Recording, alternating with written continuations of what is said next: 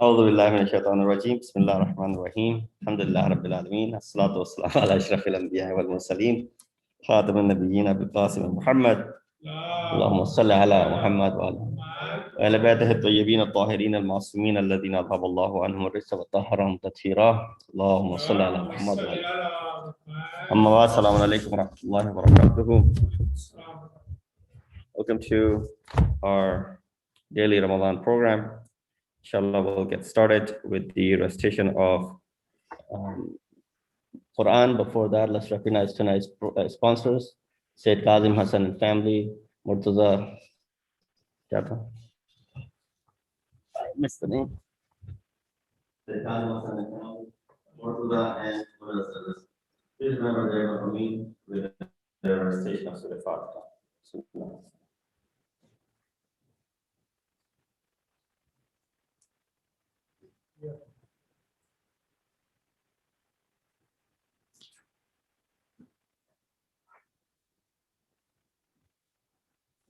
Shall we get started? I'm going to share the Quran screen.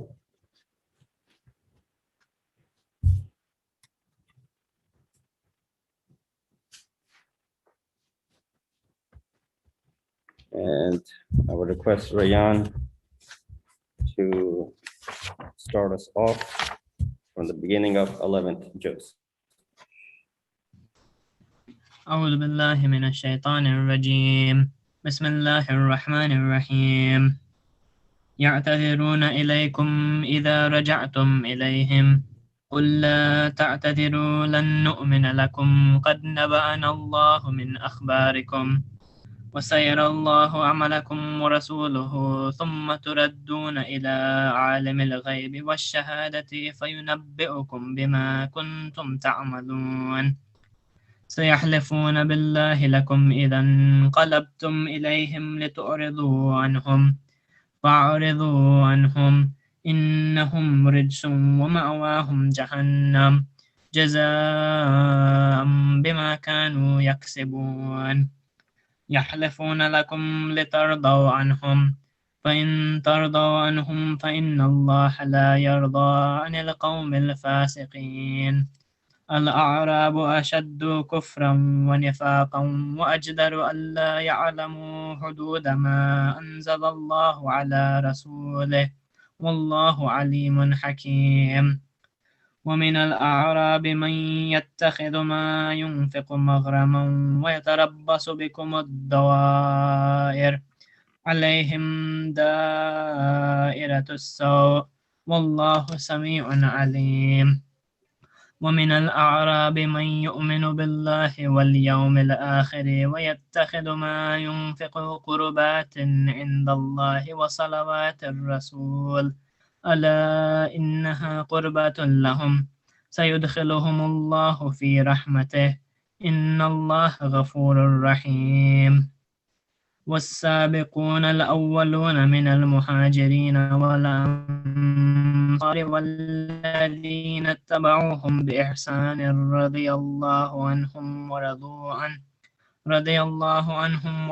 عنه وأعد لهم جنات تجري تحتها الأنهار خالدين فيها أبدا ذلك الفوز العظيم وممن حولكم من الأعراب منافقون ومن أهل المدينة مردوا على النفاق لا تعلمهم نحن نعلمهم سنعذبهم مرتين ثم يردون إلى عذاب أليم وآخرون اعترفوا بذنوبهم خلطوا عملا صالحا وآخر سيئا عسى الله أن يتوب عليهم إن الله غفور رحيم خذ من أموالهم صدقة تطهرهم وتزكيهم بها وصل عليهم إن صلاتك سكن لهم والله سميع عليم ألم يعلموا أن الله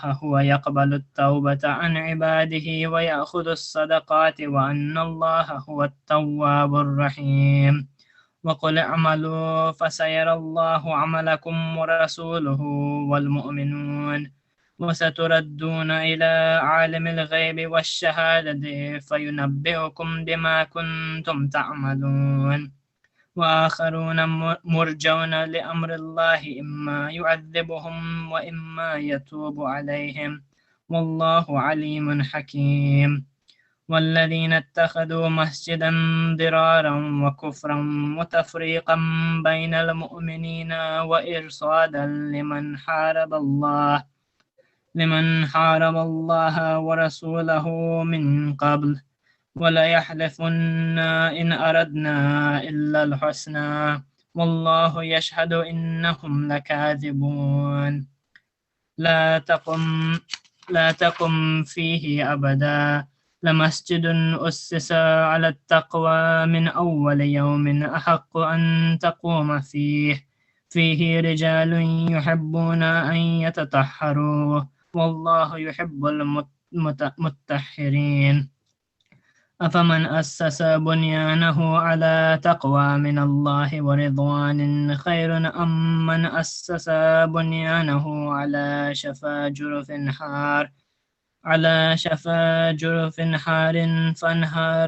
فانهار به في نار جهنم والله لا يهدي القوم الظالمين لا يزال بنيانهم الذي بنوا ريبة في قلوبهم إلا أن تقطع قلوبهم والله عليم حكيم صدق الله العلي العظيم. أنتم جزاك الله. بسم الله مرتضى भाई. أعوذ بالله من الشيطان الرجيم بسم الله الرحمن الرحيم إن الله اشترى من المؤمنين أنفسهم وأموالهم بأن لهم الجنة يقاتلون في سبيل الله فيقتلون ويقتلون وعدا عليه حقا في التوراة والإنجيل والقرآن ومن أوفى بعهده من الله فاستبشروا ببيعكم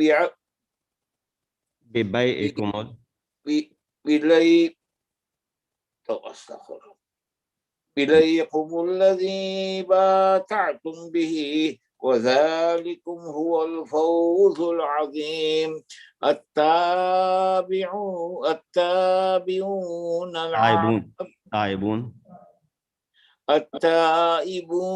العابدون والعابدون الحامدون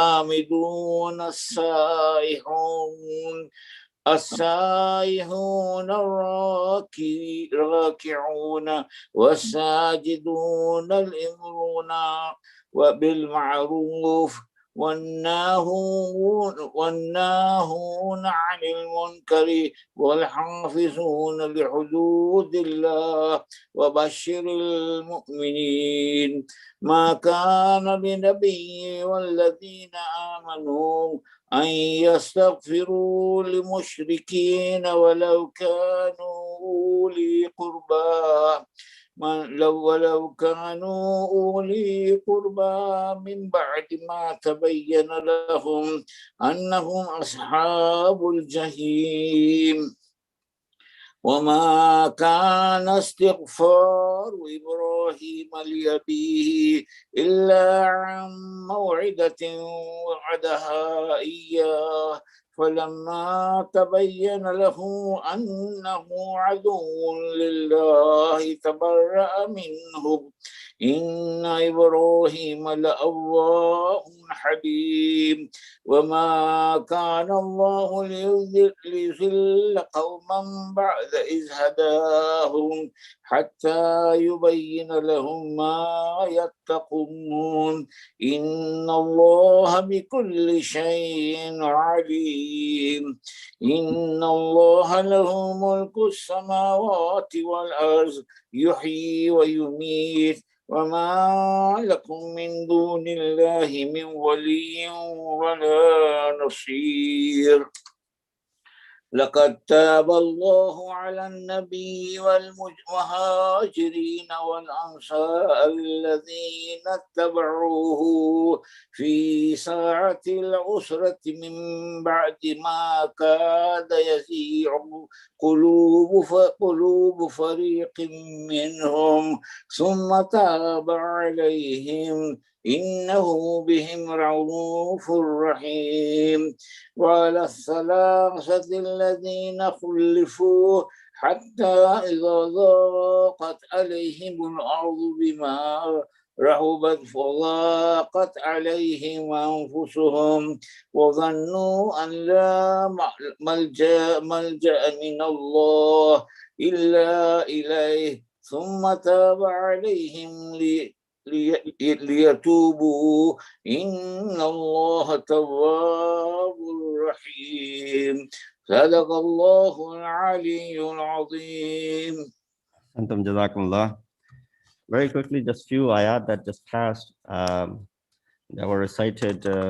Ayat number 103 and then ayat number 104 that talks about khudh min amwalihim sadaqa, O Prophet, take from their wealth sadaqa, so that you may purify their wealth, and then pray for them, because your salat upon them, your prayer for them is what? Sakan lahum, will provide comfort to them.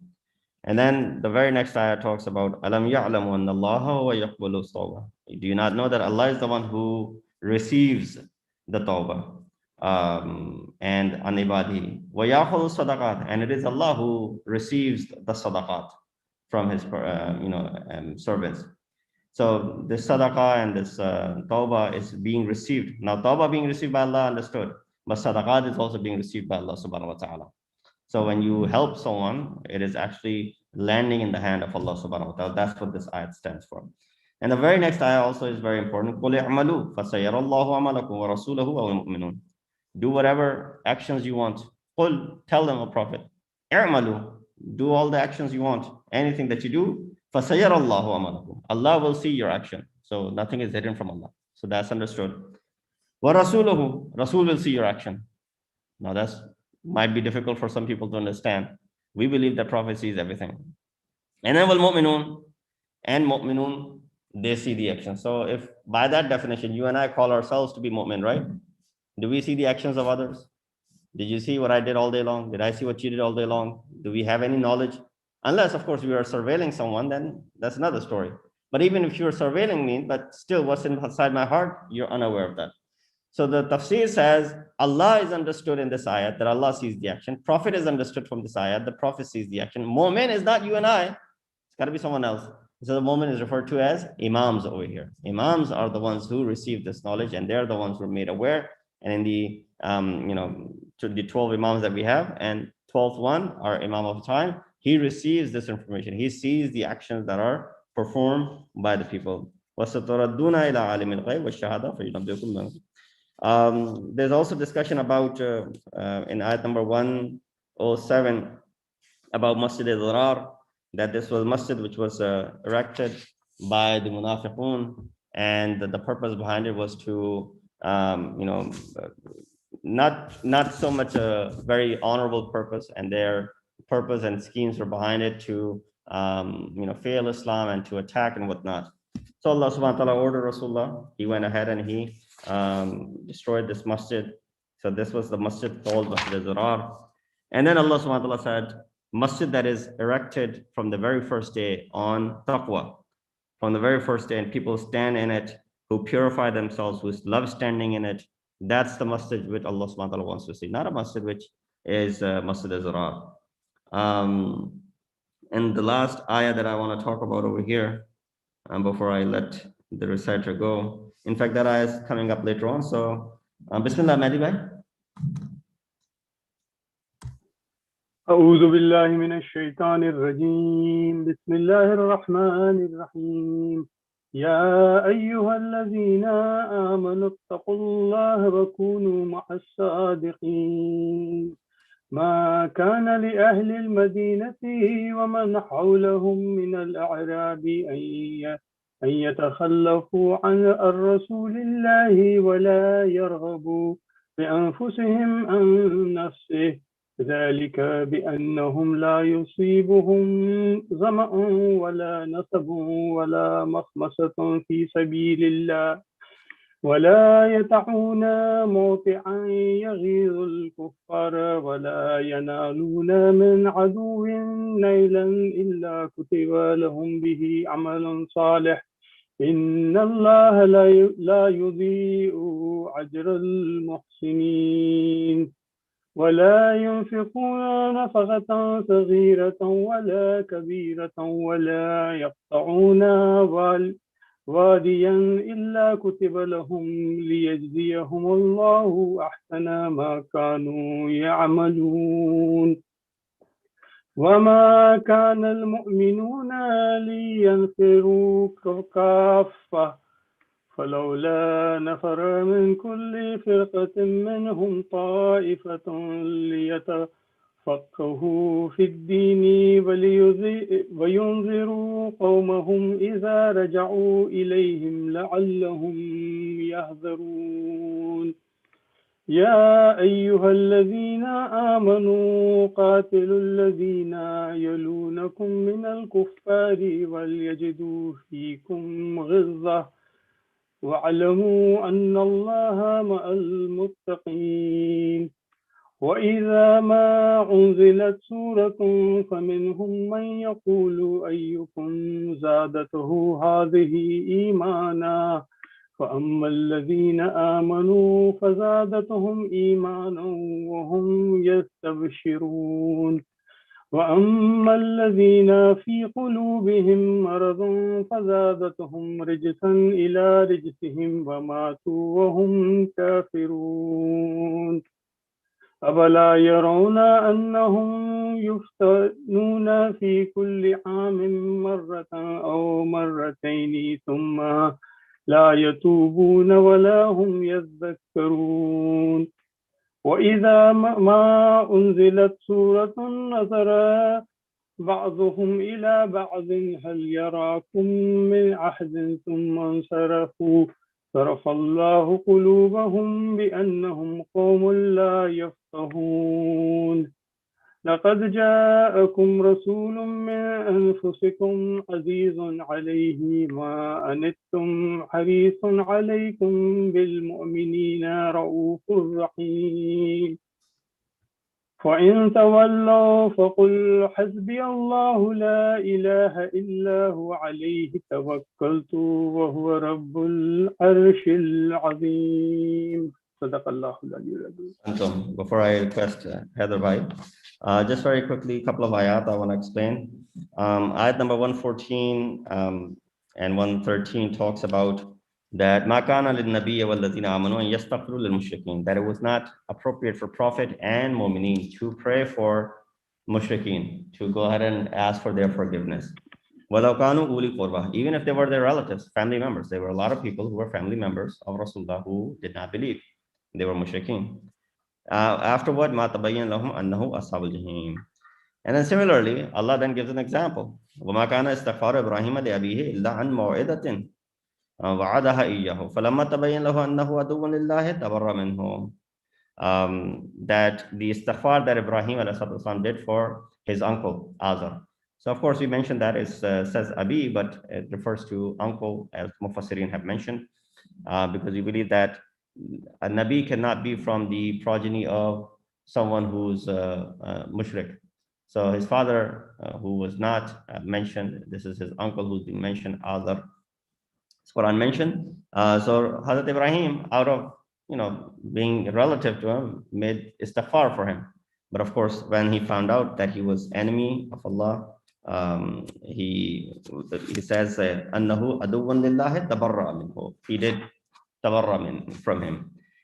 One more ayat is ayat number 122 of Surah Tawbah right here. It says, وَمَا كَانَ الْمُؤْمِنُونَ لِيَنْفِرُوا كَافَّةً فَلَوْلَا نَفَرَ مِنْ كُلِّ فِرْقَةٍ مِنْهُمْ طَائِفَةٌ يَتَفَقَّهُوا فِي الدِّينِ. That why not, it is not possible for everyone to go and attain ulum and sciences pertaining to religion. But why not group of people from a tribe, from a nation, go and study this knowledge. فَلَوْلَا نَفَرَ مِنْ كُلِّ فِرْقَةٍ مِنْهُمْ لِيَتَفَقَّهُوا فِي الدِّينِ. لِيَتَفَقَّهُوا فِي الدِّينِ. Fiqh, as we know in Arabic, and ponder over the deen. To understand this religion, take this knowledge, وَلِيُنْذِرُوا قَوْمَهُم, and then come back, إِذَا رَجَعُوا, come back to their people and warn them of the restrictions that this deen has. So this is one of the ayat which reflects on the concept of, marja'iyat as well. That, ayat of Quran is saying not everybody can become a marja' taqlid. Why not some people from the group go ahead and attain, become mushtahid, and get to that level where they know everything about deen, and then come back and warn their people and guide their people. So that this ayat also refers toward the fuqaha that we have. And that pretty much takes us towards the end of the Surah Tawbah. And it's a very important surah from the aspect that so many ayat worth explaining, and tafsir of this surah is definitely incredible. Go ahead, Heather. أعوذ بالله من الشيطان الرجيم بسم الله الرحمن الرحيم ألف لام را تلك آيات الكتاب الحكيم أكان للناس عجبا أن أوحينا إلى رجل منهم أن أنذر الناس وبشر الذين آمنوا أن لهم قدم صدق عند ربهم قال الكافرون إن هذا لساحر مبين إن ربكم الله الذي خلق السماوات والأرض في 6 أيام ثم استوى على العرش يدبر الأمر ما من شفيع إلا من بعد إذنه ذلكم الله ربكم فاعبدوه أفلا تذكرون إليه مرجعكم جميعا وعد الله حقا إنه يبدأ الخلق ثم يعيده ليجزي الذين آمنوا وعملوا الصالحات بالقسط والذين كفروا لهم شراب من حميم وعذاب أليم بما كانوا يكفرون هو الذي جعل الشمس ضياء والقمر نورا وقدره منازل لتعلموا عدد السنين والحساب ما خلق الله ذلك إلا بالحق يفصل الآيات لقوم يعلمون إن في اختلاف الليل والنهار وما خلق الله في السماوات والأرض لآيات لقوم يتقون إن الذين لا يرجون لقاءنا ورضوا بالحياة الدنيا واطمأنوا بها والذين هم عن آياتنا غافلون أولئك مأواهم النار بما كانوا يكسبون إن الذين آمنوا وعملوا الصالحات يهديهم ربهم بإيمانهم تجري من تحتهم الأنهار في جنات النعيم دعواهم فيها سبحانك اللهم وتحيتهم فيها سلام وآخر دعواهم أن الحمد لله رب العالمين ولو يعجل الله للناس الشر استعجالهم بالخير لقضي إليهم أجلهم فنذر الذين لا يرجون لقاءنا في طغيانهم يعمهون وإذا مس الإنسان الضر دعانا لجنبه أو قاعدا أو قائما فلما كشفنا عنه ضره مر كأن لم يدعنا إلى ضر مسه كذلك زين للمسرفين ما كانوا يعملون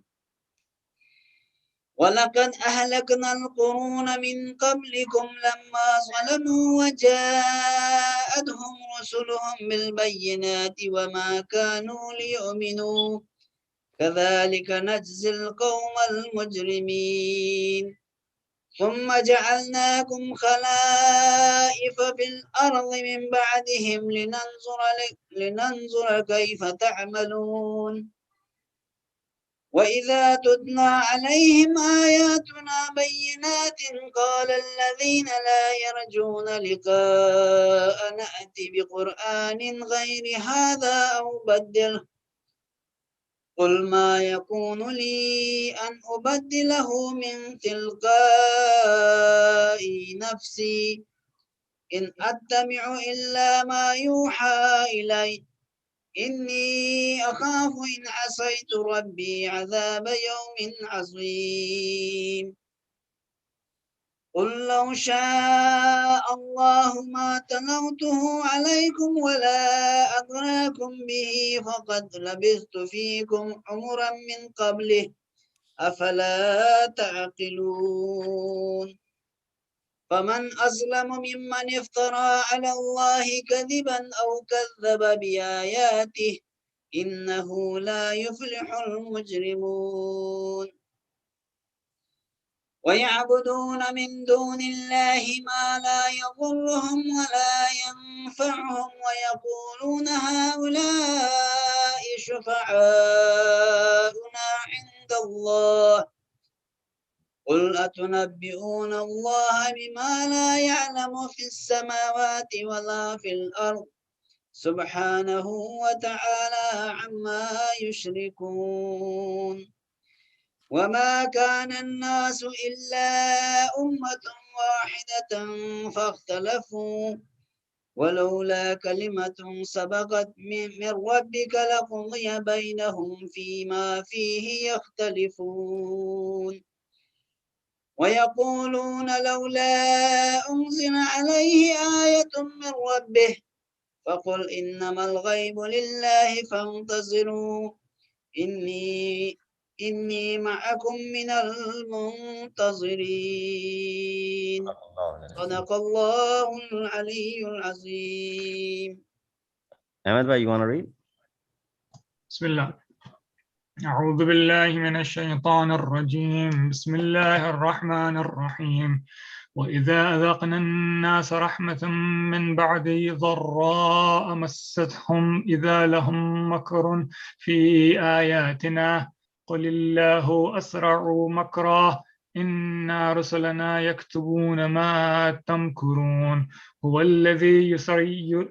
الذي يسيركم في البر والبحر حتى إذا كنتم في الفلك وجرين بهم بريح طيبة وفرحوا بها جاءتها ريح عاصف وجاءهم الموج من كل مكان وظنوا أنهم أحيط بهم دعوا الله مخلصين له الدين لئن أنجيتنا من هذه لنكونن من الشاكرين فلما أنجاهم إذا هم يبغون في الأرض بغير الحق يا أيها الناس إنما بغيكم على أنفسكم متاع الحياة الدنيا ثم إلينا مرجعكم فننبئكم بما كنتم تعملون إنما مثل الحياة الدنيا كماء أنزلناه من السماء فاختلط به نبات الأرض مما يأكل الناس والأنعام حتى إذا أخذت الأرض زخرفها وزينت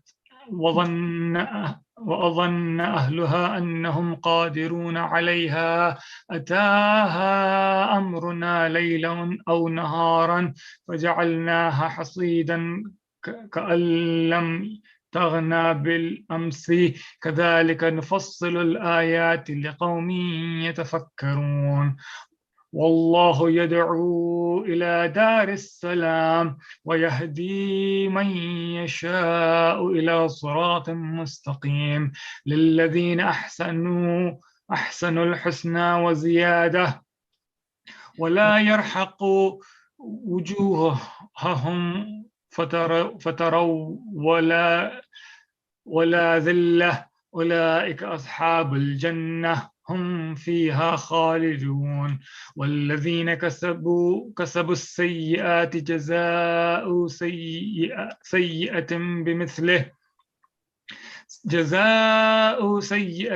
بمثلها وترهقهم ذلة ما لهم من الله من عاصم كأنما أغشيت وجوههم قطعا من الليل مظلما أولئك أصحاب النار هم فيها خالدون ويوم نحشرهم جميعا ثم نقول للذين أشركوا مكانكم أنتم وشركاؤكم فزيلنا بينهم وقال شركاؤهم ما كنتم إيانا تعبدون فكفى بالله شهيدا بيننا وبينكم إن كنا عن عبادتكم لغافلين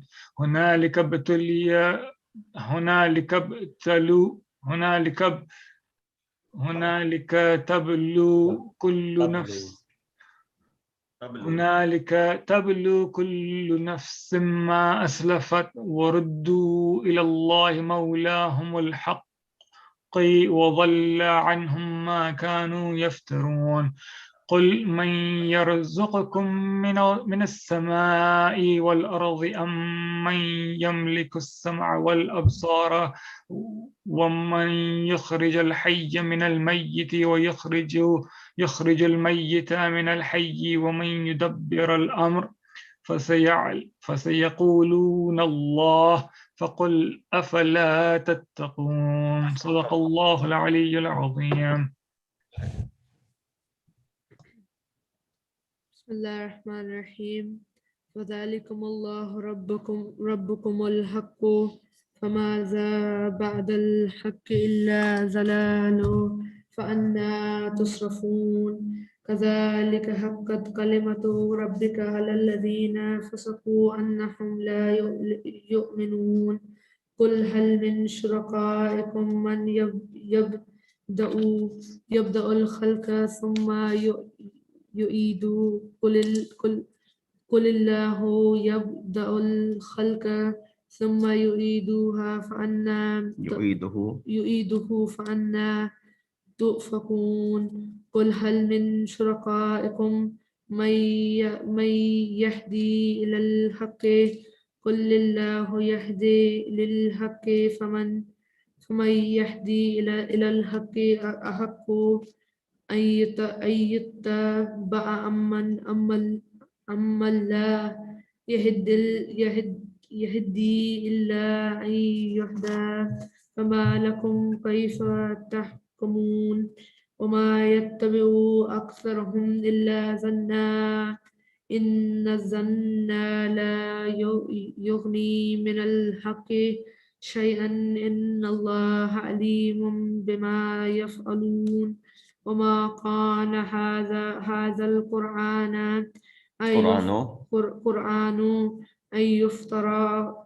أن يفترى من دون الله ولكن تصديق الذي بين يديه وتفصيل الكتاب لا ريب فيه من رب العالمين أم يقولون افتراه قل فأتوا بسورة مثله وادعوا من استطعتم من دون الله إن كنتم صادقين بل كذبوا بما لم يحيطوا بعلمه ولما يأتهم تأويل كذلك كذب الذين من قبلهم الذين من قبلهم فانظر كيف كان عاقبة الظالمين ومنهم من يؤمن به ومنهم من لا يؤمن به وربك أعلم أحسنت، بالمفسدين. بارك الله فيك. بسم الله.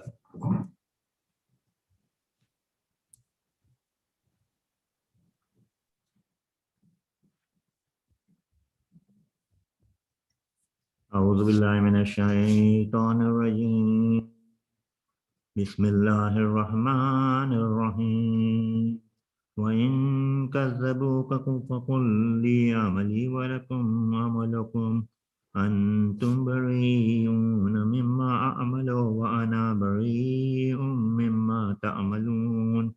ومنهم من يستمعون إليك أفأنت تسمع الصم ولو كانوا لا يعقلون. ومنهم من ينظر إليك أفأنت تهدي الأمي ولو كانوا لا يبصرون. إن الله لا يظلم الناس شيئا ولكن الناس أنفسهم يظلمون. ويوم يحشرهم كأن لم يلبسوا إلا ساعة من النهار يتعارفون بينهم قد خسر الذين كذبوا بلقاء الله وما كانوا مهتدين.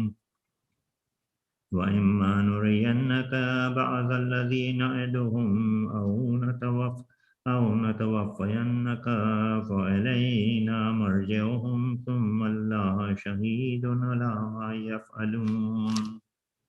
ولكل أمة رسول فإذا جاء رسولهم قضي بينهم بالقسط وهم لا يظلمون. ويقولون متى هذا الوعد إن كنتم صادقين. قل لا أملك لنفسي ضرا ولا نفعا إلا ما شاء الله. لكل أمة أجل إذا جاء أجلهم فلا يستأخرون ساعة ولا يستقدمون. قل أرأيتم إن أتاكم عذابه بياتا أو نهارا ماذا يستعجل منه المجرمون. ثم إذا ما وقع آمنتم به الآن وقد كنتم به تستعجلون. ثم قيل للذين ظلموا ذوقوا عذاب الخلد هل تجزون إلا بما كنتم تكسبون. ويستنبئونك أحق هو قل إي وربي إنه لحق وما أنتم بمعجزين. صدق الله العلي العظيم.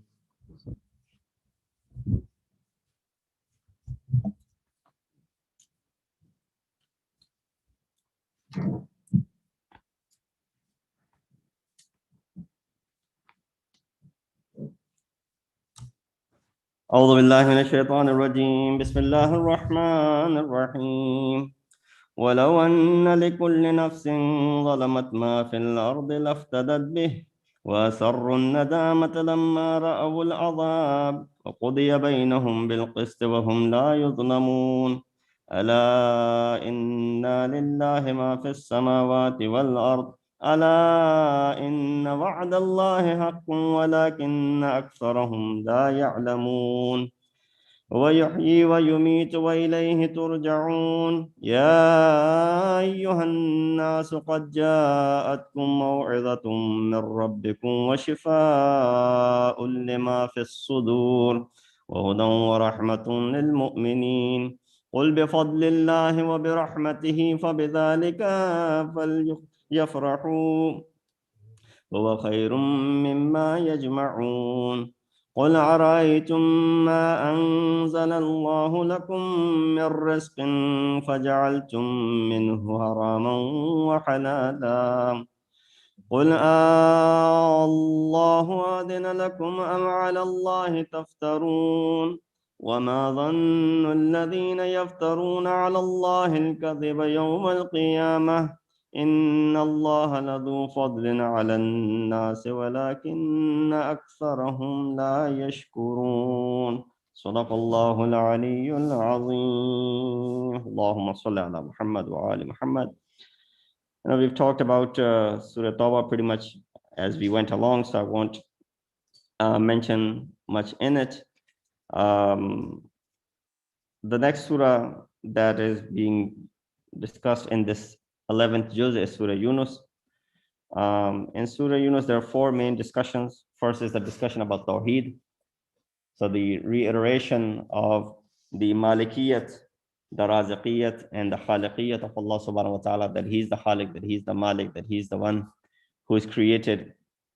And all types of planning lies in the hands of Allah subhanahu wa ta'ala. No one else plans, it's Allah's plan. Second is the discussion about Risalat. And under the discussion of Risalat, we find that there are discussions of the story of Hazrat Nuh, Hazrat Musa, Hazrat Harun, and of course, Prophet Yunus, after whom this surah is named. Aside from that, the discussion about Hidayat, أَفَمَنْ يَهْدِي إِلَى الْحَقِّ أَحَقُّ أَنْ يَهْدِي, that ayat that you were reciting, sort of like a tongue twister because the word Yahdi appeared in different shapes and forms, Yahdi and Yahdi. It mentions that, of course, the criterion for haqq, and this is a riwayat from Ibn Abbas, Allāmah Haskani narrates this, that the misdaq and the manifestation of this ayat is, of course, Allah, and after Allah, Rasul, and after Rasul, Ali ibn Abi Talib. Why? Because Ali ibn Abi Talib is someone who, without attaining knowledge from anyone in this world, just like Rasulullah, he attained all his knowledge from Rasulullah and from Ilm al-Ladun, and therefore he used to give the decisions based on the knowledge that he was given by Rasulullah and Allah subhanahu wa ta'ala. So from that aspect, if you are looking that ayat, if I can just read that ayat for you one more time without making a mistake. It said, ayat number 35, أَفَمَنْ يَهْدِي إِلَى الْحَقِّ. So this will make you understand what it means. أَفَمَنْ يَهْدِي إِلَى الْحَقِّ. The one who guides towards the path, the guidance. أَحَقُّ أَنْ يُتَّبَى. Is that person better to be followed? أَمَّنْ لَا يَهْدِي. As opposed to a person who has not been guided yet. Ila an yuhda, and he himself is in need of guidance. So if you have two options, person who's guided and person who still needs guidance, who are you going to follow? The one who's guided already or the one who hasn't been given any guidance, who himself is in need of guidance? And then the ayat ends, فَمَا لَكُمْ كَيْفَ تَحْكُمُونَ. What is wrong with you? That's literally is the term. What is wrong with you? كَيْفَ تَحْكُمُونَ. How do you decide these things? Allah is telling you these simple formula is Allah is the one who is guide. Now Allah does not come down and guide you right in person. So He sent prophets. And then after prophets, it's the Zat of Ali ibn Abi Talib. And the reason is because he does not need any guidance. He's already received the guidance. So the criteria for guidance then is understood, the one who's already guided and is not in need of any further guidance. This was the gist of some of the beginning ayat of Surah Yunus. Of course, we did not cover the entire thing. I've run out of my time. Inshallah, we'll talk about it at another time.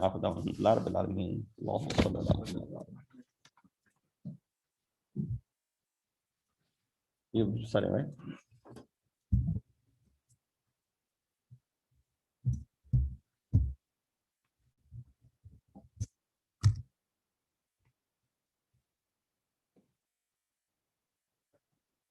Don't do it. You want to use the book? Yeah, use the book.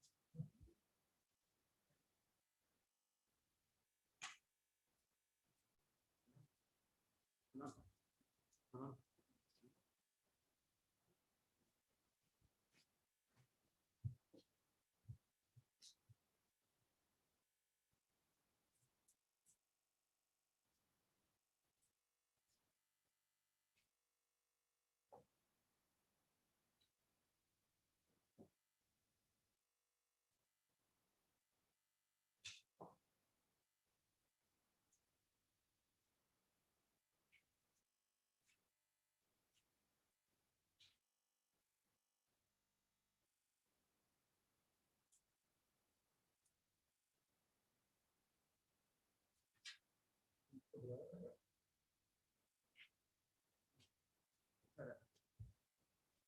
gonna run the slides anyway, so.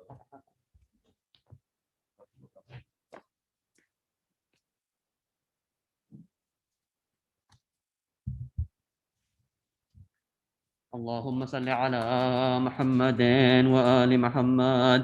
اللهم صل على محمد وآل محمد.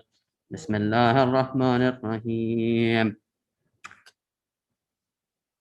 اللهم إني أفتتح الثناء بحمدك، وأنت مسدد للثواب بمنك، وأيقنت أنك أنت أرحم الراحمين في موضع العفو والرحمة، وأشد المعاقبين في موضع النكال والنقمة، وأعظم المتجبرين في موضع الكبرياء والعزمة.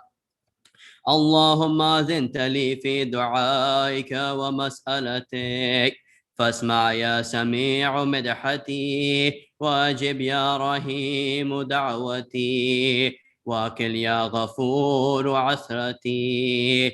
فكم يا إلهي من قربة قد فرجتها، وهموم قد كشفتها، وعسرة قد عقلتها، ورحمة قد نشرتها، وحلقة بلاء قد فككتها.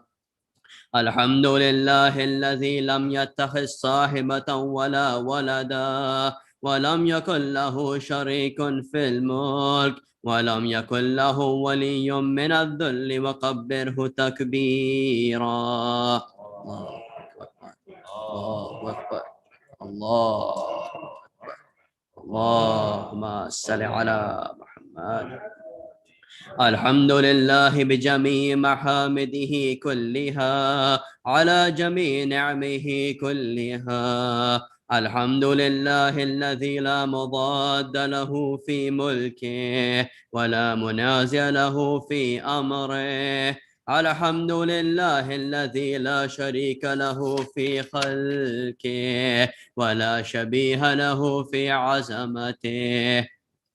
الحمد لله الفاشي في الخلق أمره، وحمده الظاهر بالكرم مجده، الباسط بالجود يده، الذي لا تنقص خزائنه ولا تزيده كثرة العطاء إلا جودا وكرما. إنه هو العزيز الوهاب.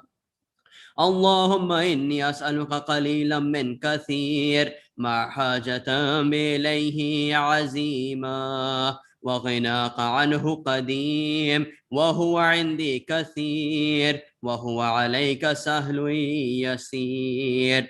اللهم إن عفوك عن ذنبي، وتجاوزك عن خطيئتي، وسفحك عن ظلمي، وسترك على قبيح عملي، وحلمك عن كثير جرمي، عندما كان من خطئي وعمدي. أطمعني في أن أسألك ما لا أستوجبه منك، الذي رزقتني من رحمتك، وأريتني من قدرتك، وعرفتني من إجابتك. فصرت أدعوك آمنا، وأسألك مستأنسا، لا خائفا ولا وجلا، مدلا عليك فيما قصدت فيه إليك. فإن أبت عني عتبت بجهلي عليك، ولعل الذي يبت عني هو خير لي لعلمك بعاقبة الأمور. فلم أر مولا كريما أصبر على عبد العيم منك عليه. يا ربي إنك تدعوني فأولي عنك، وتتحبب إلي فأتبغض إليك، وتتودد إلي فلا أقبل منك، كأن ليتطول عليك. فلم يمنعك ذلك من الرحمة لي والإحسان إلي، وتفضل علي بجودك وكرمك، فارحم عبدك الجاهل وجد عليه بفضل إحسانك، إنك جواد كريم. الحمد لله مالك الملك مجري الفلك مسخر الرياح فالق الإصباح ديان الدين رب العالمين. الحمد لله على حلمه بعد علمه، والحمد لله على عفوه بعد قدرته، والحمد لله على طول أناته في غضبه وهو قادر على ما يريد. الحمد لله خالق الخلق باسط الرزق فالك الإسباح ذي الجلال والإكرام والفضل والإنعام، الذي بعد فلا يرى وقرب فشهد النجوى تبارك وتعالى. الحمد لله الذي ليس له منازع يعادله ولا شبيه يشاكله ولا زهير يعادده، فقهر بعزته الأعزاء وتواضع لعظمته العظماء، فبلغ بقدرته ما يشاء.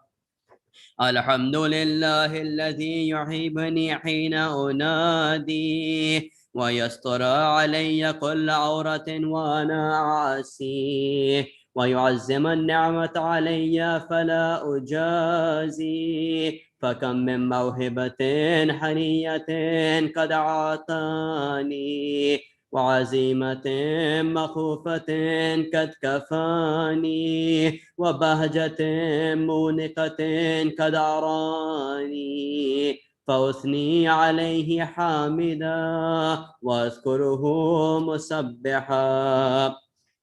الحمد لله الذي لا يهتك حجابه ولا يغلق بابه ولا يرد السائل ولا يخيب آمله. الحمد لله الذي يؤمن الخائفين وينجي السالهين ويرفع المستضعفين ويدعو المستكبرين ويهلك ملوكا ويستخلف آخرين. والحمد لله قاسم الجبارين مبير الظالمين مدرك الهاربين نكال الظالمين صريخ المستصرخين موضع حاجات الطالبين معتمد المؤمنين. الحمد لله الذي من خشيته ترعد السماء وسكانها وترجف الأرض وعمارها وتموج البحار ومن يسبح في غمراتها. الحمد لله الذي هدانا لهذا وما كنا لنهتدي لولا أن هدانا الله. الحمد لله الذي يخلق ولم يخلق ويرزق ولا يرزق ويطعم ولا يطعم ويميت الأحياء ويحيي الموتى وهو حي لا يموت بيده الخير وهو على كل شيء قدير. اللهم صل على محمد عبدك ورسولك وامينك وسفيك وحبيبك وخيرتك من خلقك وحافظ سرك ومبلغ رسالاتك أفضل وأحسن وأجمل وأكمل وأزكى وأنمى وأطيب وأطهر وأسنى وأكثر ما صليت وباركت وترحمت وتحننت وسلمت على أحد من عبادك وأنبيائك ورسلك وصفوتك وأهل الكرامة عليك من خلقك. اللهم وصل على علي أمير المؤمنين ووسي رسول رب العالمين، عبدك ووليك وأخي رسولك وحجتك على خلقك وآيتك الكبرى والنبأ العظيم. وصل على صديقة الطاهرة فاطمة الزهراء سيدتي نساء العالمين. وصل على سبطي الرحمة وإمامي الهدى على الحسن والحسين سيدي شباب أهل الجنة. وصل على أئمة المسلمين علي بن الحسين ومحمد بن علي وجعفر بن محمد وموسى بن جعفر وعلي بن موسى ومحمد بن علي وعلي بن محمد والحسن بن علي والخلف الهادي والمهدي، حججك على عبادك وأمنائك في بلادك صلاة كثيرة دائمة.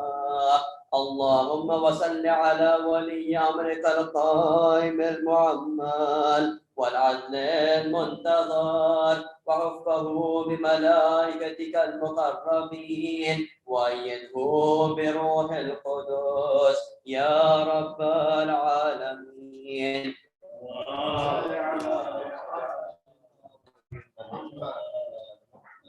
اللهم اجعله الداعي إلى كتابك والقائم بدينك، استخلفه في الأرض كما استخلفت الذين من قبله. مكن له دينه الذي ارتديته له، أبدله من بعد خوفه أمنا، يعبدك لا يشرك بك شيئا.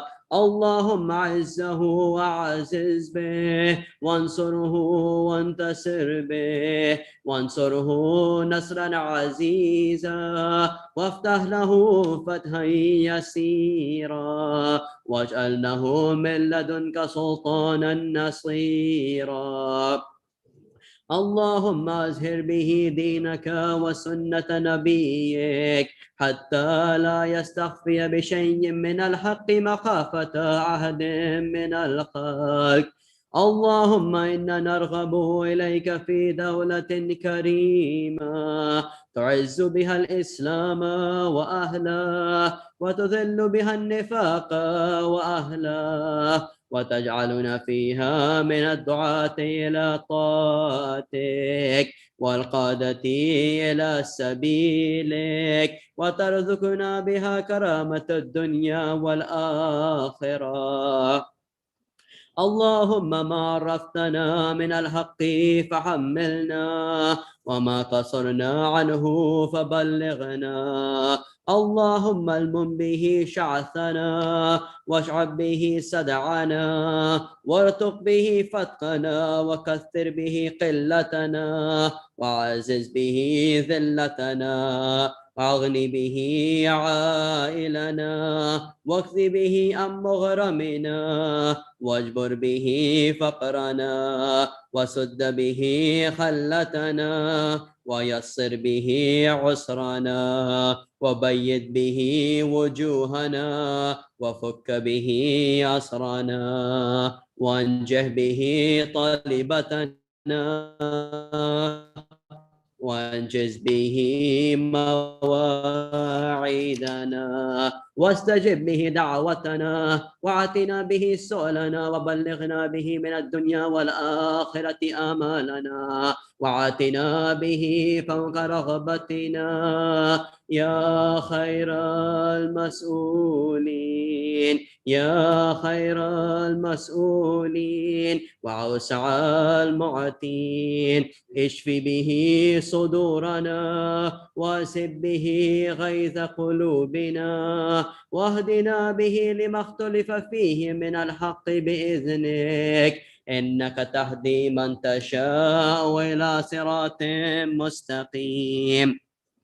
وانصرنا به على عدوك وعدونا إله الحق آمين. اللهم إنا نشكو إليك فقد نبينا صلواتك عليه وآله وغيبة ولينا وكثرة عدونا وقلة عددنا وشدة الفتن بنا وتظاهر الزمان علينا فصل على محمد وآله وإنا على ذلك بفتح منك تعجل وبضر تكشف ونصر تعز وسلطان حق تزهر ورحمة منك تجللناها وعافية منك تلبسناها برحمتك يا أرحم الراحمين.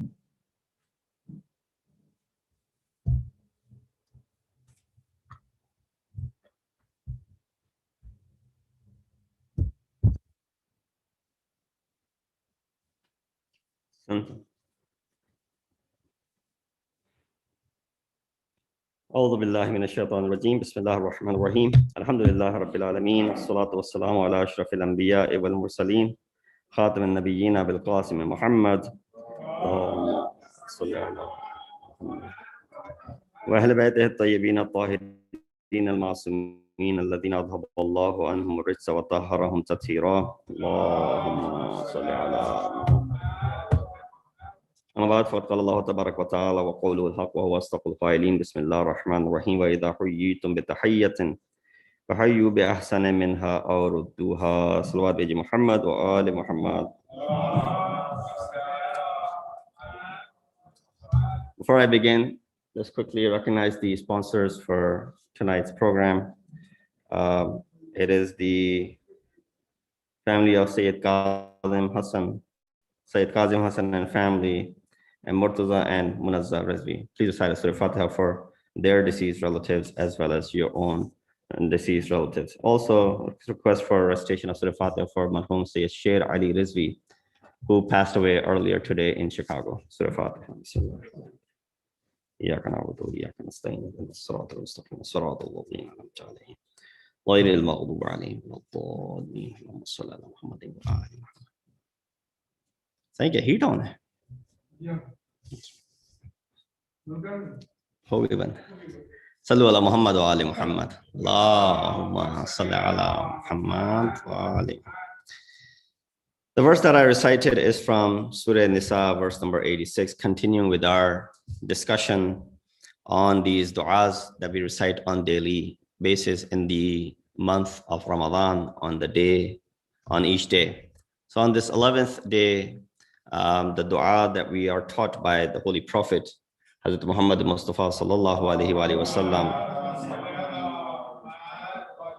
Prophet in which says, Allahumma habib ilayya fihi al-ihsan wa karrih ilayya fihi al-fusuq wal-isyan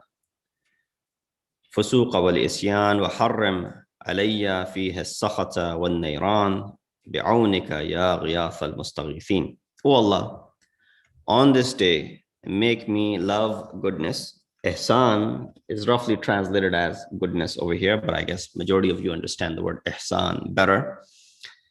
And make me dislike immorality and disobedience.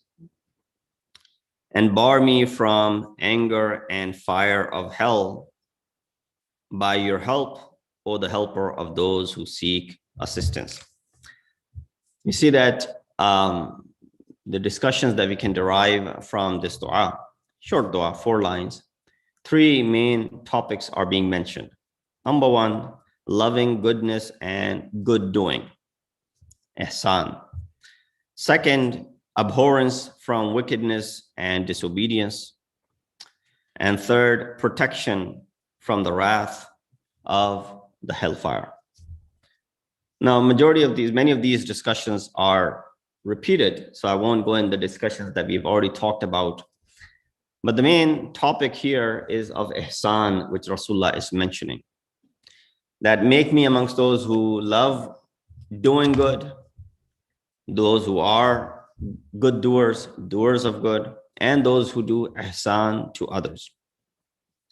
In understanding this, I have a few verses, and the first verse that I recited for you in the beginning was from Surah Nisa, ayat number 86. It says, when you are greeted with a greeting, greet with one better than that, or at least return it in the manner similar to that. So whenever someone greets you, at least you can do is greet them back in the same way, or greet them better than what they have greeted you with. What option you do not have over here? First option is to greet them better than what they have greeted you with. Second option is the similar to what they have greeted you with. What is the option that you do not have over here? To not greet them back, right? You got to look at ayat of Quran from the aspect of the apparent and the implied meaning. That which is apparent from this ayat is to greet someone the same way they have greeted you or better. What you get out of it is not greeting them back at all. That's something which is not allowed. So that's one thing that we need to understand, regardless of how, maybe people that you're at odds with, you're not in good terms. But if someone has greeted you, according to the ayat of Quran, it is a command of Allah subhanahu wa ta'ala to go ahead and greet them back in the same way. That's the least amount you can do. Find in the story of our second Imam, Imam Hassan al-Mushtaba alayhi salatu wasalam, that once one of the servants in the house came up to Imam and presented a flower to Imam. Imam received the flower, and then Imam said that you are Azad. So many of these people who were in the houses of Ma'asumin were these slaves who were probably from the war or others, where the purpose behind them keeping in the house was to train them. And then Ma'asumin also went to the extent buying the slaves from those who were cruel owners to free them and then train them and then eventually free them themselves. So that's why you find in the riwayat that there were slaves in their house. Not that they were promoting slavery, rather they were abolishing the slavery in this way.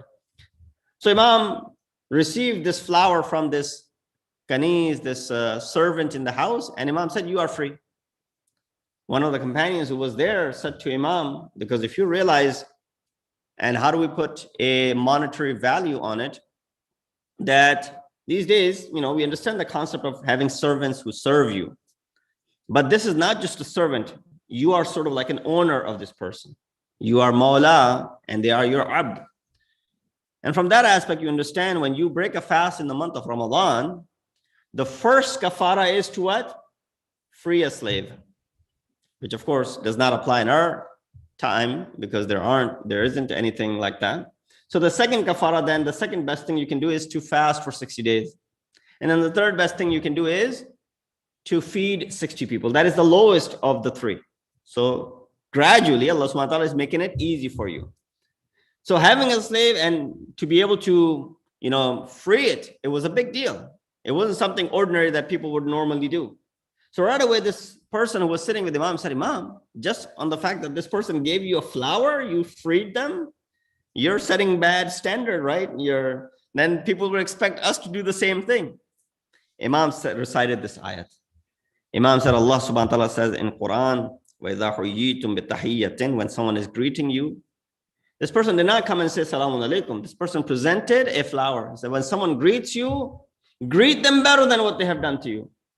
She gave me a flower. The better thing that I could have done for her was to free her of this, and she would be an Azad individual. So Imam used this ayat in this reference over here. Second, you find in another place in Quran, it says, وَيُؤْثِرُونَ عَلَىٰ أَنفُسِهِمْ وَلَوْ كَانَ بِهِمْ خَصَاصًا. They give preference to others over themselves, even concerning the things that they themselves are urgently in need of. This is basically the translation of ihsan. Ihsan is that when you go out and give something to someone, even though you might be in need of it. Now, of course, you have to take care of yourself first before you go out and help others. But sometimes you say, well, I'll survive. This person won't. For example, there's only one piece of bread left. You can live without this piece of bread, but this person is dying. If he doesn't eat anything, this person will die of hunger. So although you are also in need of it, but you go ahead and help this person out. Or better yet, an example of, the coronavirus that is engulfed, and you're hearing these horror stories coming out of especially India, how it's widespread. And, we witnessed the same thing, the first wave, the second wave, the third wave, how we overcame all of these different waves. So here's a person who probably is in need of, one of the things that is required is oxygen. When person is diagnosed with this, because now the new strain is attacking what? The lungs directly without showing any signs of fever or fatigue. This was the new study, and therefore there's a lack of oxygen in, many of these countries, especially in India. So you say, well, this person is in need of it. I also need this oxygen. No, this person is right now battling with his life and death. So therefore you go ahead and prefer that person over you. I'm just trying to give an example. So a lot of times you should take care of yourself first, although you might be in need of it, but not immediate. Ayat of Quran says they give a preference to them over themselves, even concerning the things that they themselves urgently need. Now, this is a different category of people. So I'll give you an example. A person came to Holy Prophet Muhammad Mustafa sallallahu alaihi wasallam, and he said he was hungry. Rasulullah guided him to his, house of his wives and the chambers. He went, and then he came back. He said, I didn't get anything. I'm still hungry. Rasulullah was sitting in the masjid, and he asked the companions who were sitting, which one of you would like to take this person as a guest home tonight? So someone walks in today, and all of you are sitting over here. And I said, well, which one of you would want to take this so-and-so as a guest? Now, I don't know about you guys, but we'll be looking. Let me check home. Let me text, call, see if it's okay for one. Over there, the Ashab were looking at each other the same way. Amir al-Mu'mineen, without any hesitation, said, I will take him as a guest tonight.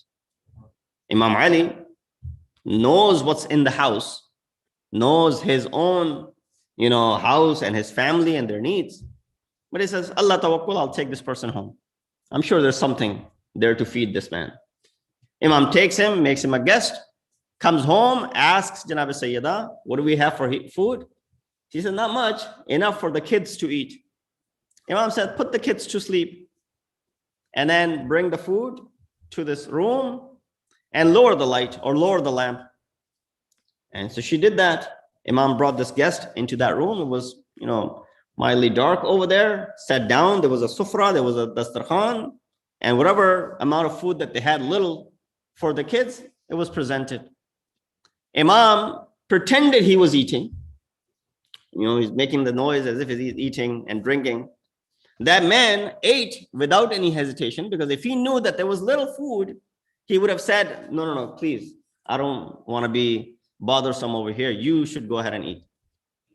A man ate to fill. And then Imam ﷺ turned on the light or put the lamp back on. And he saw that there was still food remaining on the table, on the dastarkhan. He thanked Allah subhanahu wa ta'ala that this was definitely the barakat. Now you say, well, this is not a miracle. How many times have you noticed in your own houses, especially when you hold majalis, when you have tabarruk, sometimes we run out of it. Sometimes we say what? Barakat ho gayi, right? We didn't cook this much, but alhamdulillah, there was barakat in it that everybody was able to eat from it. What? Miracle took place? No. It's just barakat comes on its own. So same thing happened to the Dastarkhan of Amir al-Mu'mineen, because he showed preference to this man, even though he himself was urgently in need of it. And then next day when Rasulullah saw Amirul Mu'mineen, asked about what happened, this ayat was revealed and he recited this ayah, وَيُؤْثِرُونَ عَلَىٰ أَنفُسِهِمْ وَلَوْ كَانَ بِهِمْ خَصَاصَةٌ, that they prefer others even though they themselves are urgently in need of it. So that's the definition of ihsan over here. وَالْكَاظِمِينَ الْغَيْظَ وَالْعَافِينَ عَنِ النَّاسِ وَاللَّهُ يُحِبُّ الْمُحْسِنِينَ. Those who suppress their anger, those who forgive the people. Indeed, Allah loves those who are muhsineen, those who are the doers of good. So the first discussion here, Rasulullah said what? Allahumma habbib ilayya fihi al-ihsan. Oh Allah, on this day, make me love goodness. He says those who forgive, suppress their anger, those who forgive, they are what? They are the ones who are the doers of good. Did not mention any specific action, that they go out and spend, that they go out and they do this, or none of those actions were mentioned. These are the people who don't leave their prayers out. These are the people who fast. These are the people who, none of those things were mentioned as far as good actions are concerned. Two things are mentioned. وَالْكَاظِمِينَ الْغَيْظَ وَالْعَافِينَ عَنِ النَّاسِ. They suppress their anger and they forgive the people. Wallahu yuhibbul muhsinin. Indeed, Allah subhanahu wa ta'ala loves the doers of good. So the concept of doers of good and the goodness and ihsan lies in these two. Those who do kazm ghayz. So there was a time, in the time of our fourth Imam, Imam Zainul Abidin alayhi salatu wasalam. Fifth Imam narrates this. He said, Imam was with his companions in a masjid or a place of worship, and there came a man who started bad-mouthing Imam. He was one of the relatives. So it wasn't like someone random coming up. People knew that this person is related to Imam, a cousin or something, or a relative. Riwayat mentions that it was someone who was related to Imam. Imam heard everything that he had to say and did not show any reaction. Once that man left, Imam said to his companions, shouldn't we go ahead and respond to this guy? He was like, yeah, we should. We should have done it right at that time. We were waiting for your, sign to go ahead and do something, but you didn't say anything. Imam said, should we go and respond to this guy? He said, yes, absolutely. Everybody gathered. Imam takes all of these companions, walks over to this person's house, knocks on the door. This person realizes that Imam has come back for a revenge with all the people that are with him for what I just did. He realizes the thing that he had done. Imam said to him, he was the relative of Imam, he said to him that if what you said about me is true, in front of all of these people, I ask Allah subhanahu wa ta'ala to forgive me. But if what you said about me was baseless and full of lie, then you've committed a sin, and I ask Allah subhanahu wa ta'ala to forgive you because of the sin that you have committed. That man right away said, whatever I said about you none of it was true. And this ayat was recited by Imam. That yes, while I would feel anger, anyone would feel anger. When someone is bad-mouthing you for no reason, things that you don't have, trying to get under your skin. Qazmul ghayz, Imam showed how he suppressed his anger and how Imam showed forgiveness even to the person who temporarily has become an enemy of Imam. Wallahu yuhibbul muhsin. He said this is an act which is called ihsan. Salawat bi Muhammad wa ali Muhammad.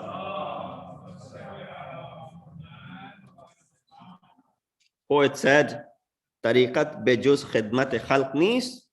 Your path is nothing but to serve people. Betasbih wa sajjade wa dalaq nis. It's not just that you sit on the sajjada, is the janamaz, and you use the tasbih.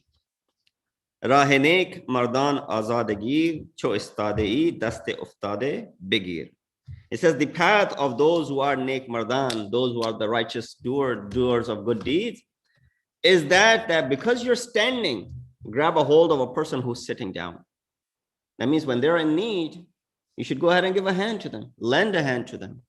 And right now we realize that even if it may not be possible for us physically to be there to many of the people who are in need, but there are many organizations that are working day in and day out to help provide need and support for those who are suffering around the globe. And if you have been bestowed with the ability to help out, I would urge, especially in this holy month of Ramadan, to not back down. Why? Because عليك بالإحسان فإنه أفضل زراعة وأربح بضاعة. It is obligatory upon you to do ihsan, Imam says. فإنه أفضل زراعة, because this is the best cultivation and most profitable goods.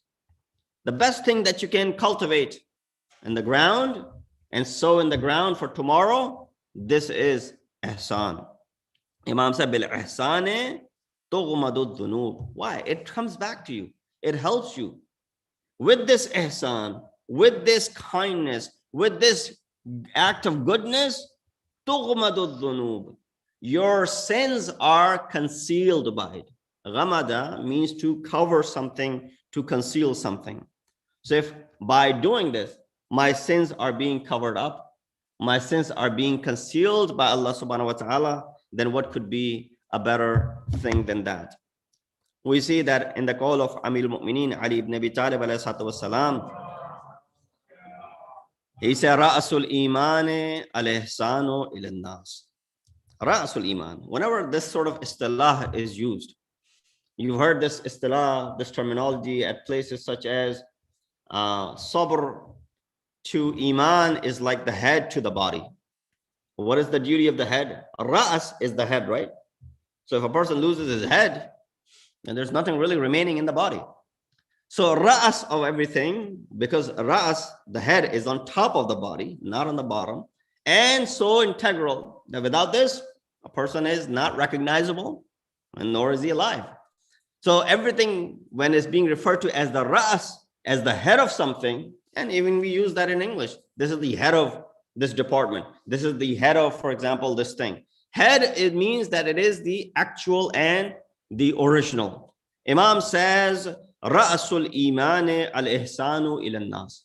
The head of ihsan, the top thing, top tier of ihsan, the best thing that you do as far as ihsan is concerned, is to, as far as iman is concerned, is to go ahead and be kind toward the people. Show ihsan and show acts of goodness towards them. Why? Ni'ma za'adul ma'ad al-ihsanu ila al-ibad. Zakatu zafare al-ihsan. Said Ni'ma za'adul ma'ad. The best provision toward ma'ad, right? We're all treading in that direction. We need some sort of zadirah. He said the best zadirah, that the best provision that you can take along with you is this ihsan toward the worshippers and the servants of Allah subhanahu wa ta'ala. Now, because there's zakat for everything, it says zakatu zufur al-ihsan, zakat of victory, zakat of success, that every time you attain a milestone in your life and you attain some sort of success and some sort of victory, like you go ahead and you celebrate. You say, well, this calls for a celebration. You know, let's go out and eat something. Let's go out to a restaurant. Let's call family over. You know, different milestones that you achieve. For example, graduation is a milestone, that there's a graduation ceremony that takes place. And then as you further go along in achieving different things in your life, he said every victory that you achieve or success that you have requires what? That you should show and display ihsan. Because bil ihsani tumlikul qulub. Ihsan can win the hearts. There's a story in this regards as well. I don't know if I'll be able to get to, but with ihsan, you can win the hearts of the people. That a lot of time, you know, I'll share this story. There was this scholar, Sheikh Kashiful Ghita, an extraordinary individual. In his time, one day he distributed a lot of, you know, the wujuhat al-shar'i, the wealth that was in his possession, because of course people will bring mal, wealth to him in the form of zakat, in the form of khums, in the form of you know, sadaqat, just like people bring their donations to us here in Masjid-e-Ali, and we disperse them in the form of khums, in the form of zakat, in the form of sadaqat. And of course, as Eid al-Fitr will be coming, your fitrah will come, and that will be dispersed as well. So this was the head at that time of the Maraji, and so he had all this money in his possession. He would go around spreading and giving it to fuqara. And then after he gave it to fuqara, he came home, or he came to the masjid to lead the salat, because he was also Imam Jamaat. As he was leading the salat, and when he finished the salat, a man came and spoke to him, insulting him, and he said to him the following. And that man was a Syed. Sheikh Kashif al-Ghita is not a Syed. He said, give me my haqq, and that is Sahm Sadat, right? The haqq that Allah subhanahu wa ta'ala has stipulated for the Sadat. So in your homes, there are two portions, Sahm Imam and Sahm Sadat. Sahm Imam goes to the Imam of the time or his representative. Sahm Sadat is given to those who are Sadat, Sayyid, from the progeny of Rasulullah. He said, give me my haqq, the wealth of my jad, the wealth that belongs to my ancestors, the wealth that belongs to my jad, Rasulullah, the wealth that belongs to my jad, Imam. So connecting that. And then he insulted Sheikh Kashif al-Ghita because he did not help him. He went around giving it to the fuqara. Sheikh Kashif al-Ghita said that whatever I had, I gave it away. You're a little bit late. Now, it's not like it's my own money. If I had it, I would have given. A lot of time people request us as well. We say, well, if we have it, inshallah, we'll give it. There's nothing is stopping us. But if you don't have it, then unfortunately we can't. Our hands are also tied. So he said the same thing. He said, I just gave it all out. Nothing is left. So that man spit it in his face. And he was about to leave. He spat on the face of Sheikh Kashif al-Ghita and he wanted to leave. Sheikh said to him, stop. And then he looked at all the audience that were sitting behind, who were just ready to, or just burning that this is our Sheikh, and this man is insulting him, regardless of who this person is. You want to take. Sheikh said to the people who were sitting in the audience, in the Jamaat, he said, do you have anything in your possession? Give me whatever it is that you have in your possession. They started collecting the money from the people that were all sitting, just like sometimes we do it as well when we're doing our fundraising. Collected a large sum of money and gave everything to this man. And that man, of course, apologized and went away. This was something that people said, how we have only read in the stories of Ma'asumeen to show and display such patience, forbearance, hilm, regarding the story of Imam Hassan, regarding the story of Imam Baqir, when a man was making fun of his name, regarding the story of Imam Zain al-Abidin, when his cousin was, attacking him like this, yet they responded in a very, of course, they're Ma'asumeen, so they responded like this. And then they said, Sheikh, how is it possible for you to do such a thing? So then he recites these ayat as well. And he recites these ahadith from Ma'asumeen as well. That this is the peak of ihsan. That even when a person is misbehaving with you, but yet you turn around and do a favor to them. Not only that this is the best response to them that you can give. I could have easily shunned this person away, shouted him the way he was insulting me. I had all the right in the world to kick him out of the masjid if I wanted to, kick him out of the place of this, where he was insulted. In fact, I would have just told you guys, you would have done this for me. I decided otherwise. Wanted to follow the sirat of Ma'asumeen. I put myself in the place of Imam, what Imam would have done, and I came up with this solution. Imam would have done this, and therefore I did that. Salawat Biji Muhammad wa ali Muhammad. So this ihsan, he says, ihsan, when you do ihsan to someone, you're actually doing ihsan to yourself. It's not that when you apparently give someone this ihsan that you have done to them, yes, you have helped them out, you've done ihsan to them. But this ihsan is actually for your own sake. Recited the ayat. In ahsantum ahsantum li anfusikum wa in asa'tum falaha. Surah Bani Israel, ayat number 7. If you do good, you do good for yourself. And if you do evil, you do it for yourself. So any act of goodness that comes from you, emerging from you, it is going to do what? It is going to go ahead and help you. By doing good, you honor yourself. By doing evil, you demean yourself and you deceive yourself.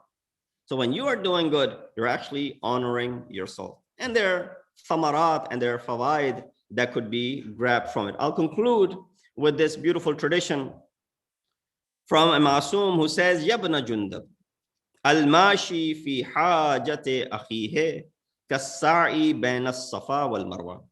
A person who walks to go ahead and help out his fellow brother, كَالسَّعِي بَيْنَ الصَّفَا وَالْمَرْوَةِ, is like that person who's doing sa'i between Safa and Marwa. Imagine doing sa'i between Safa and Marwa. So when a person walks, I'm walking from here to go ahead and help out a brother. He said, my walk is like walking between Safa and Marwa. Safa and Marwa is an ibadat to do, go ahead and sa'i, right? You go for Umrah, you do sa'i. You go to Hajj, it's one of the integral parts of Hajj and Umrah. He said, كَالسَّعِي بَيْنَ الصَّفَا وَالْمَرْوَةِ وَقَاضِي حَاجَتِهِ كَالْمُتَشَحِّدِ بِدَمِهِ فِي سَبِيلِ اللَّهِ. And the one who fulfills the hajat of that person. So I was only walking to help out. I wasn't fulfilling the hajat yet.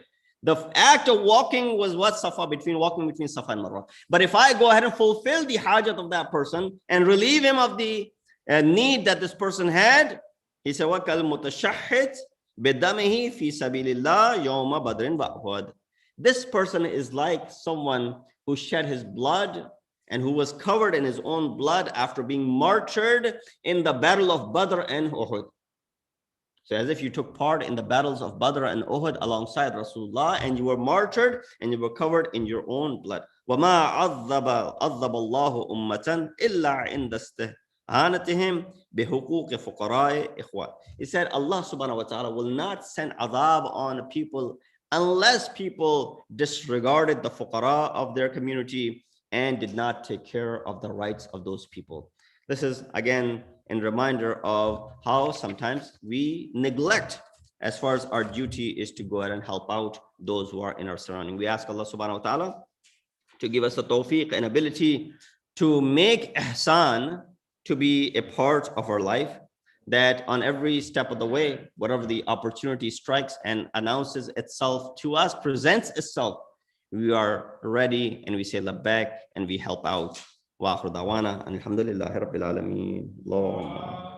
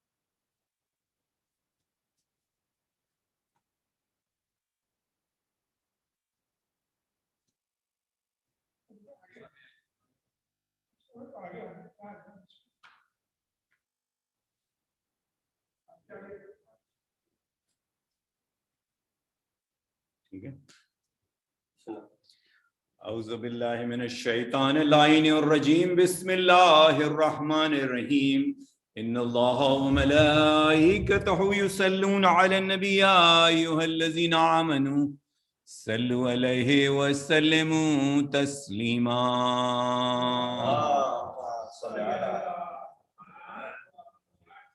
الله أكبر الله أكبر الله أكبر الله أكبر. أشهد أن لا إله إلا الله. أشهد أن لا إله إلا الله. أشهد أن محمدًا رسول الله صلى الله عليه وآله وسلم. أشهد أن محمدًا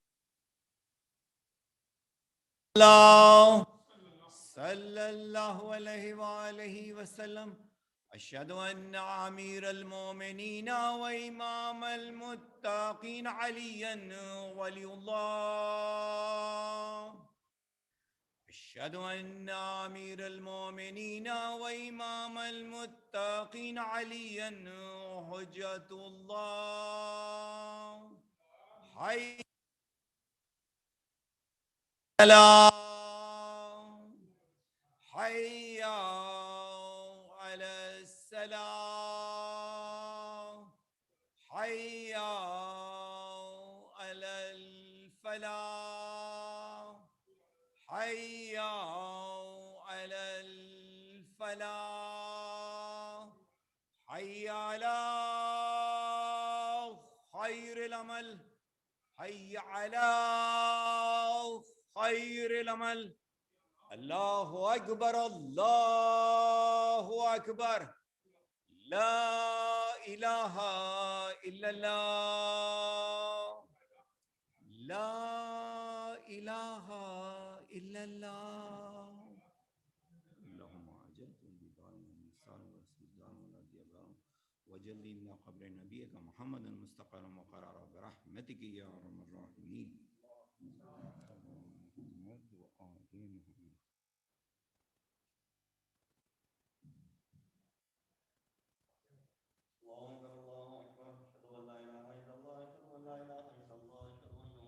محمد رسول الله. أشهد أن محمد رسول الله. أشهد أن عليا ولي الله. أشهد أن عليا حجة الله. حي على الصلاة حي على الصلاة حي على الفلاح حي على الفلاح. حي على خير العمل. حي على خير العمل. قد قامت الصلاة قد قامت الصلاة. الله أكبر الله أكبر. لا إله إلا الله. الله أكبر. بسم الله الرحمن الرحيم. الحمد لله رب العالمين الرحمن الرحيم مالك يوم الدين. إياك نعبد وإياك نستعين. اهدنا الصراط المستقيم صراط الذين أنعمت عليهم غير المغضوب عليهم ولا الضالين. بسم الله الرحمن الرحيم. إنا أعطيناك الكوثر فصل لربك وانحر إن شانئك هو الأبتر. الله أكبر. سبحان الله سبحان الله سبحان الله سبحان ربي العظيم وبحمده. سمع الله لمن حمد. الله أكبر. سبحان الله سبحان الله سبحان الله سبحان ربي الأعلى وبحمده. الله أكبر. استغفر الله ربي وأتوب إليه. الله أكبر. سبحان الله سبحان الله سبحان الله سبحان ربي الأعلى وبحمده. الله أكبر. حول الله وقوته يقول الله أكبر. بسم الله الرحمن الرحيم. الحمد لله رب العالمين الرحمن الرحيم مالك يوم الدين. إياك نعبد وإياك نستعين. اهدنا الصراط المستقيم صراط الذين أنعمت عليهم غير المغضوب عليهم ولا الضالين.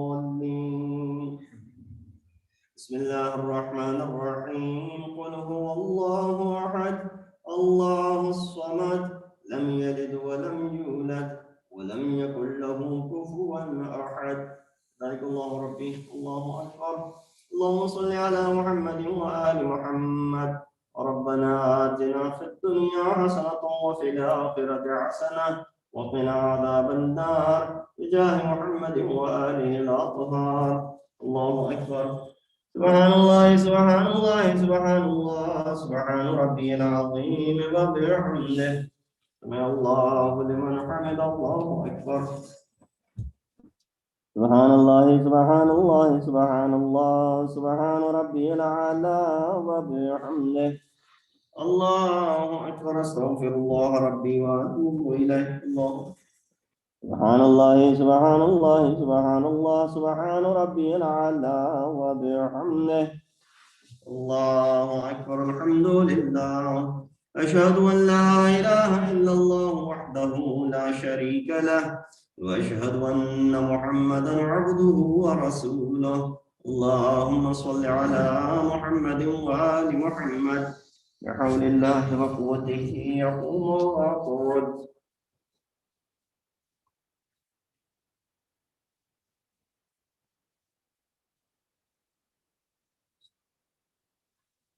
الله أكبر سبحان الله سبحان الله سبحان الله سبحان ربي العظيم وبحمده سمع الله لمن حمد الله أكبر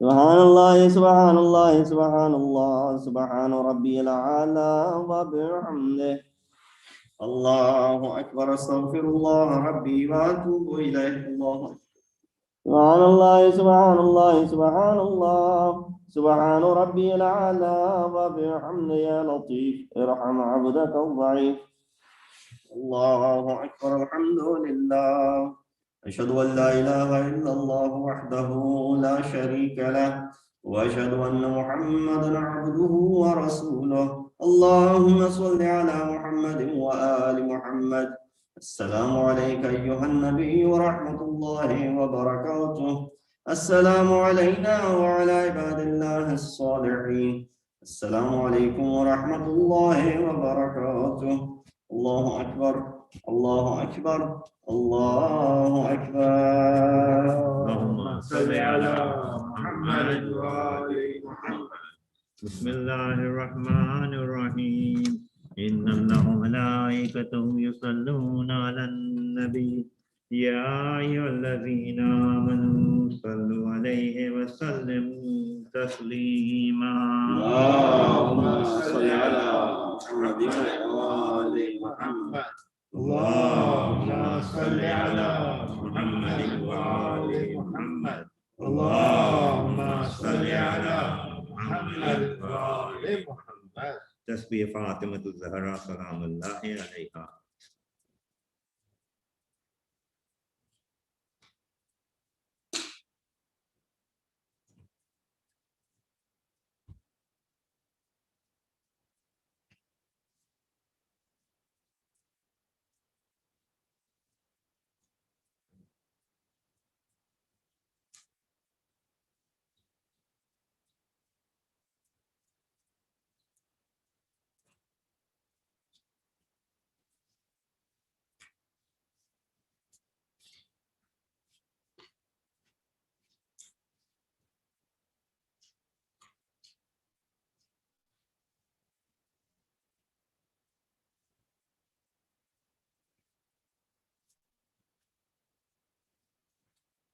اللهم صل على محمد وآل محمد بسم الله الرحمن الرحيم يا علي يا عظيم يا غفور يا رحيم أنت رب العظيم الذي ليس كمثله شيء وهو السميع البصير وهذا شهر نظمته وكرمته وشرفته وفضلته على الشهور وهو الشهر الذي فرس صيامه عليه وهو شهر رمضان الذي أنزلت فيه القرآن هدى للناس بينات من الهدى والفرقان وجعلت فيه ليلة القدر وجعلتها خيرا من ألف شهر فيا ذا المن ولا يمن عليك من علي بفكاك رغبتي من النار في من تمن علي وادخل الجنة برحمتك يا أرحم الراحمين اللهم صل على محمد وعلى محمد.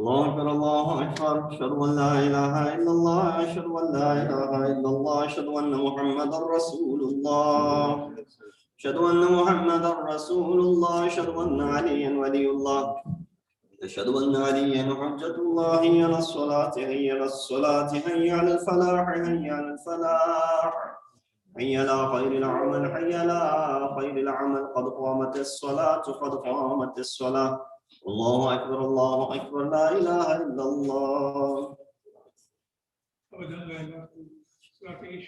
الله أكبر بسم الله الرحمن الرحيم الحمد لله رب العالمين الرحمن الرحيم مالك يوم الدين إياك نعبد وإياك نستعين اهدنا الصراط المستقيم صراط الذين أنعمت عليهم غير المغضوب عليهم ولا الضالين بسم الله الرحمن الرحيم والعصر إن الإنسان لفي خسر إلا الذين آمنوا وعملوا الصالحات وتواصوا بالحق وتواصوا بالصبر الله أكبر سبحان الله سبحان الله سبحان الله سبحان ربي العظيم وبحمده سمع الله لمن حمد الله أكبر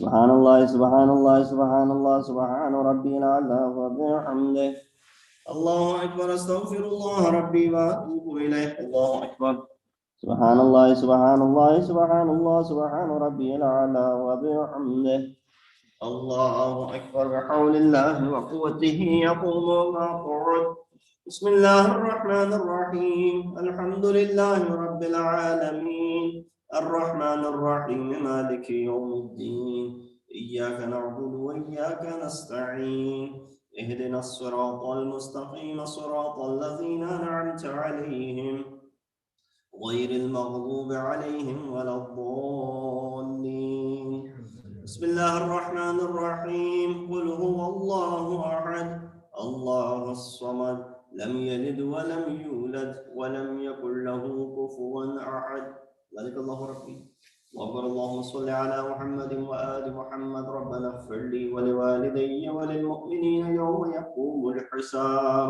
اللهم صل على محمد وآل محمد. الله أكبر. سبحان الله سبحان الله سبحان الله سبحان ربي العظيم وبحمده. سمع الله لمن حمد. الله أكبر. سبحان الله سبحان الله سبحان الله سبحان ربي الأعلى وبحمده. الله أكبر. أستغفر الله ربي وأتوب إليه. الله سبحان الله سبحان الله سبحان الله سبحان ربي الأعلى وبحمده.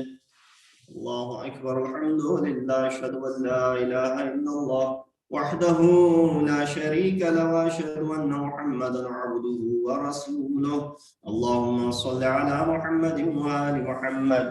بحول الله وقوته يقوم ويقعد.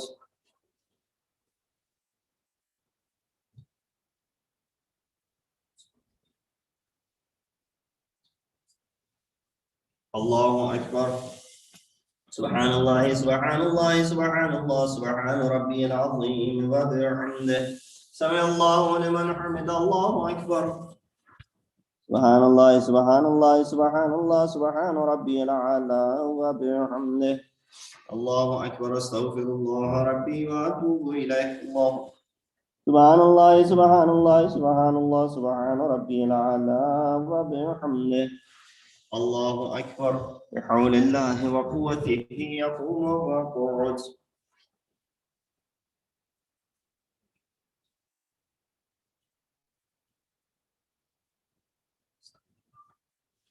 الله أكبر.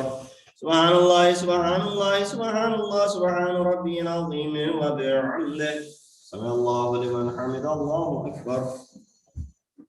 سبحان الله سبحان الله سبحان الله سبحان ربي الأعلى وبحمده. الله أكبر. أستغفر الله ربي وأتوب إليه. الله أكبر. سبحان الله سبحان الله سبحان الله سبحان ربي الأعلى وبحمده. يا لطيف ارحم عبدك الضعيف.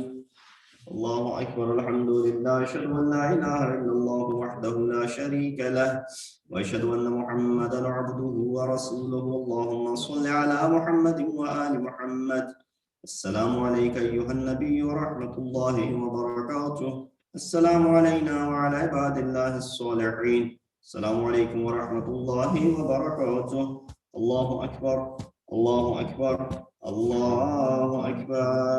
اللهم صل على محمد وآل محمد. بسم الله الرحمن الرحيم.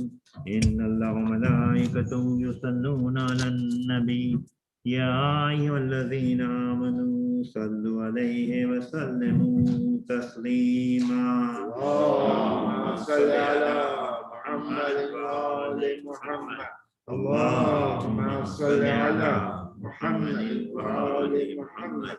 اللهم صل على محمد وآل محمد. تسبيح فاطمة الزهراء سلام الله عليها.